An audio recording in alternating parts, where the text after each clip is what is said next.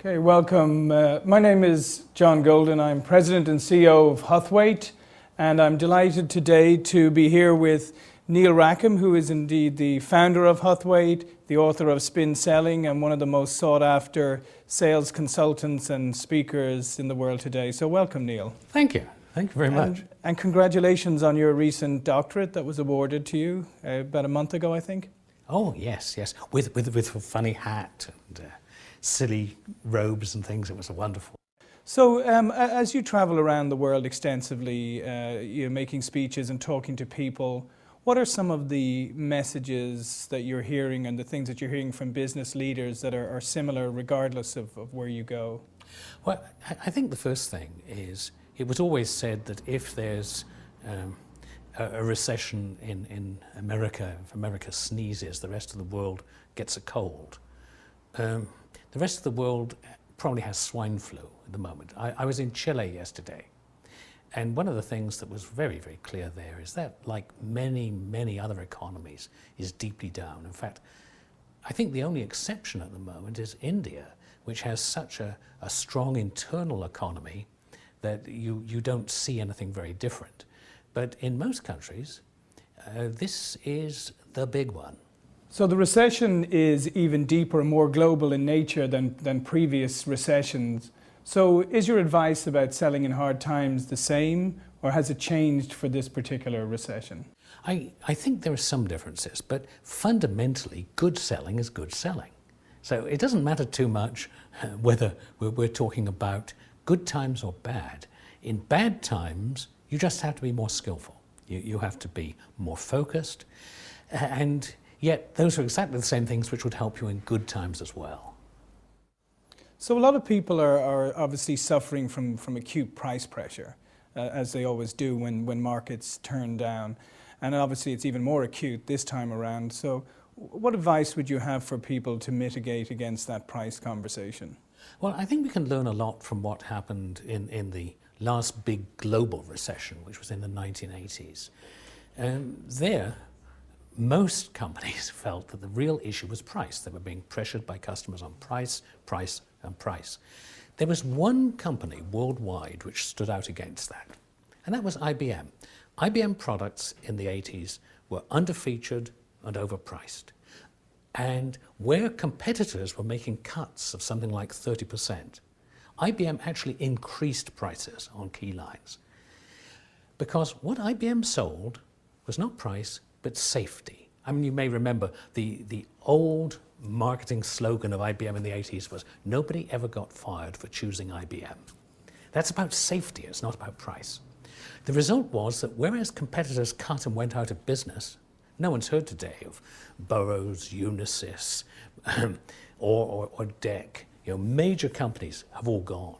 IBM increased its margins, increased its profitabilities, and had some of its best years in history because what it sold was safety, not price. So essentially, in hard times, people would rather make the safe decision than the cheap decision. And we have to train our salespeople to be able to project the idea that we are the safe pair of hands. If you can do that, you can really survive. Are there any specific mistakes that you see salespeople making, particularly in this market? The first one is that in any sale, there's some element of negotiation, as Huthwaite knows full well with all the work you do in the negotiating area. But every piece of research shows that the most effective salespeople negotiate very late in the sales process. Unfortunately, when times are hard, people tend to negotiate much earlier. When you negotiate early, you not only reduce your margins, but you create suspicion in customers. You make them feel that if you're negotiating from meeting one, you're going to give even more concessions than you would otherwise give, and you actually reduce your chances of getting the business. So helping people negotiate late rather than get into premature negotiation is tremendously important. So given the fact that over the last number of years, during the boom years, a lot of people have been very successful selling who may not actually have had the fundamental selling skills because it's been a high demand, easy budget, people know what they want. So now that that has all changed, do you think that spin is more applicable and more relevant than ever? Yes, because good selling matters. There were so many people, the people who I call talking brochures, who thought their job was just go out and show what a great product we had. Those people succeeded moderately, not really well, but moderately when times were good, because there were customers ready to buy and they could cream off some of those customers. But now we live in times where unless the salesperson can create a lot of customer value, the customer's not going to buy. Then that takes skill. And salespeople without skill are dying like flies right now. And the hardest thing for most companies is to find good salespeople who can handle these hard times as smoothly as they handle the good times. So it's always very tempting when there's a downturn in the market for people to sit around and just wait for the market to turn again and think that, okay, when the market turns, everything will go back to normal and I'll be okay. But history has taught us that when markets go through a convulsion and a cycle like this, they come out very different from how they were before.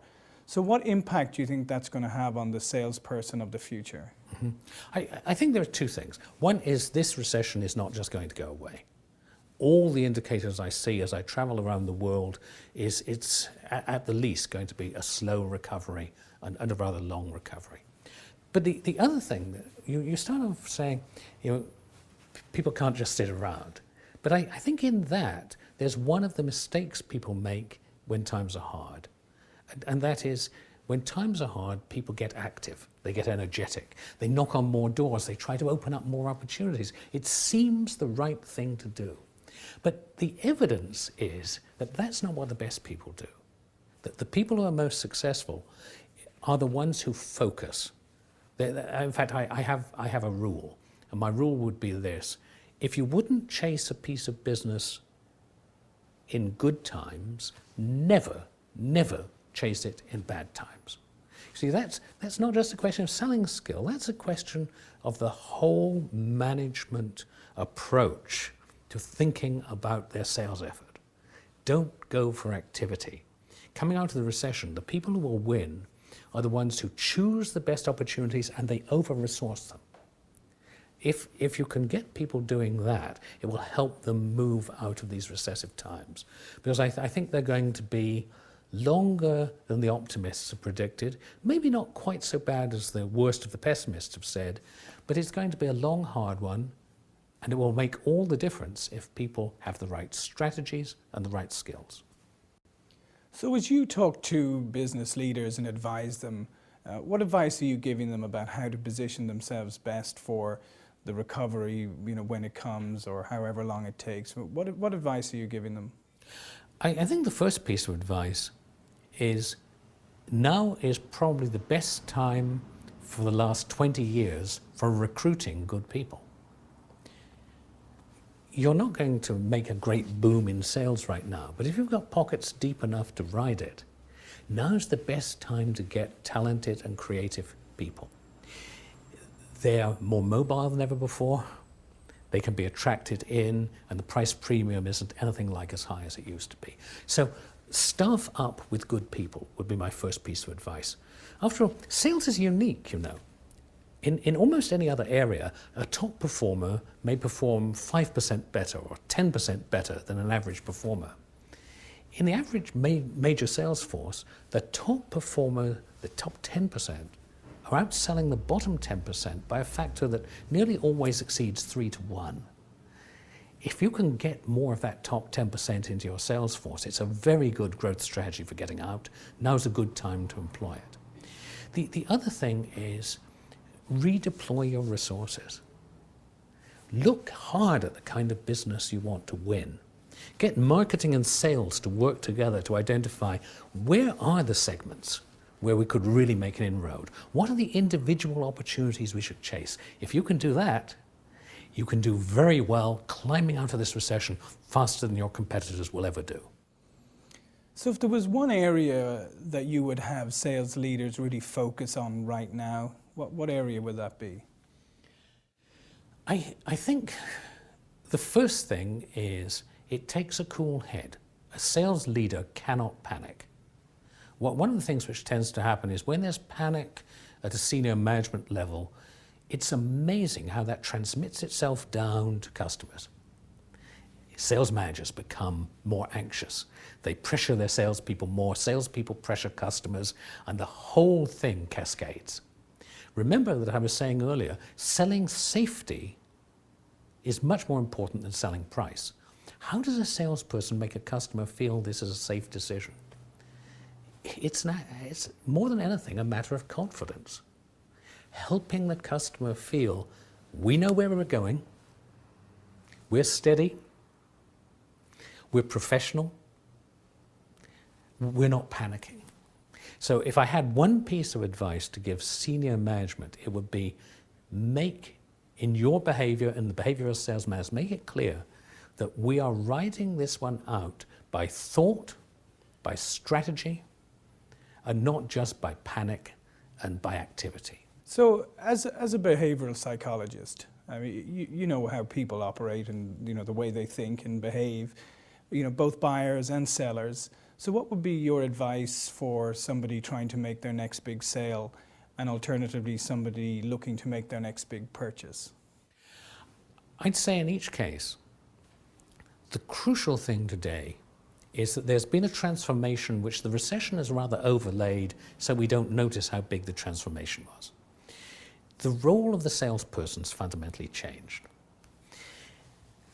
And it's not changed in a way that matches the changes in purchasing. Purchasing has become unimaginably more focused, more professional in the last 10 or 15 years. Sales still has a way to go. Purchasers are demanding, quite rightly, salespeople who don't waste their time. Salespeople who've got something useful to say. In other words, salespeople who can create customer value. We live in an era where the products don't cut it. Your product isn't sufficiently different from that of your competitors to just get the business for you. The salesperson adds as much value and sometimes more value than the product. So the advice I would give to salespeople is understand that you are a value creator, not a value communicator. Develop with customers a deep understanding of their problems and issues. And of course, as Huthwaite's research and other research over the last 40 years has shown over and over and over again, down at that tactical level, you do it by asking good questions to really understand customers. Because selling today is not about persuasion, it's about understanding. So Neil, would you still recommend sales as a good career for people to get into? Well, I think it is for a couple of reasons. If you'd asked me 15 or 20 years ago, in fact, many young, ambitious MBAs used to ask me that when I was teaching on MBA programs, should I go into sales? I'd say no. Go into finance, go into marketing, because those were the people who were making the impact. But there has been a fundamental change in what makes impact in terms of a company's growth. 20 years ago, a company used to grow by becoming more efficient internally. It was the era of efficiency. You'd introduce processes, you'd slim it down, you'd bring in quality. But all those things have been done. So then we entered the era of acquisition, where CEOs grew by acquiring another company. So if you acquire a company half your size, your sales have gone up 50%. And so acquisition became the way to be a rock star CEO. Well, there's no capital for acquisition now, and many people are very skeptical about it. So now we're entering the era of organic growth. And companies are growing by working to take business from their competitors, bringing marketing and sales together. And that means that marketing and sales have become very important functions. In the last year, I've had 3 firms of major headhunters come to me and ask if I could recommend a CEO for a Fortune 500 company who has a background in sales.